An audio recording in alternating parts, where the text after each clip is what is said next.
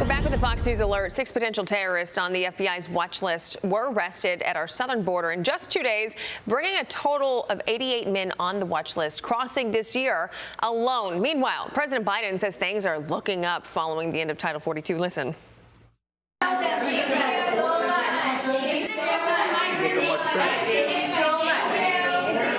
Much better.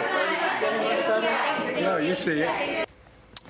Arizona Congressman Eli Crane joins us now. So, Congressman, I guess based upon that answer, Joe Biden is okay with potential terrorists crossing our border. Isn't that right?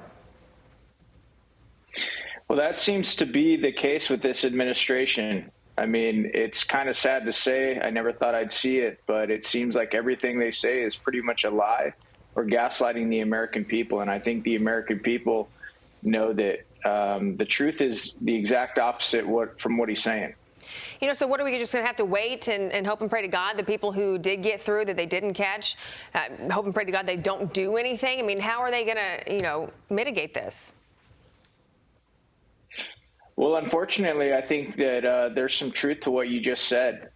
I mean, elections have consequences, and Secretary Mayorkas has shown no desire whatsoever to actually do his job. It almost seems as if this administration, this Department of Homeland Security, is hell-bent on admitting and facilitating as many illegals into this country as possible, and the American people are suffering for it.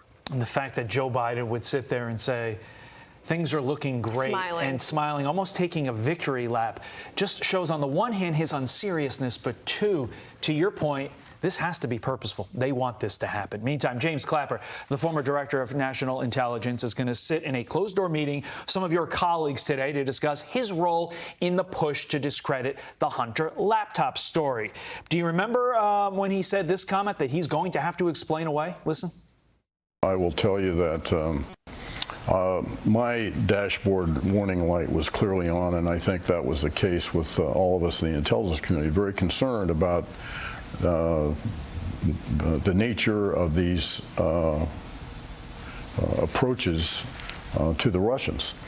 So, Congressman, how can James Clapper justify those comments there, his attempt to discredit the laptop story, with all we know now about its truth and veracity?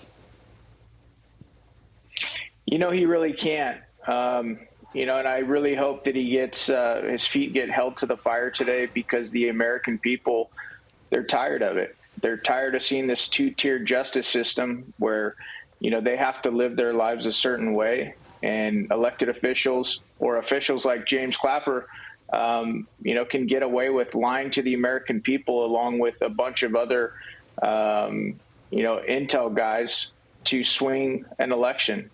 And it's appalling what we're seeing in this country. And, I think it's why we need President Trump back, because we got a lot of work to do.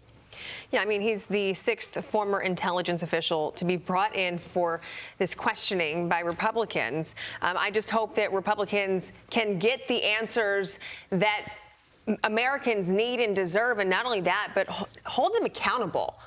That's what we need, is accountability. We need justice for this and what has happened. But I don't know what else to say about it. It's a mess. Eli Crane is one of those individuals that's going to be holding, hopefully, at some point on one committee, people's feet to the fire. Absolutely. Maybe not be in today's, but at some point soon. Congressman, we appreciate your time and your efforts on this, keeping power held to account. I'm Steve Doocy. I'm Brian Kilmeade. And I'm Ainsley Earhart. And click here to subscribe to the Fox News YouTube page to catch our hottest interviews and most compelling analysis.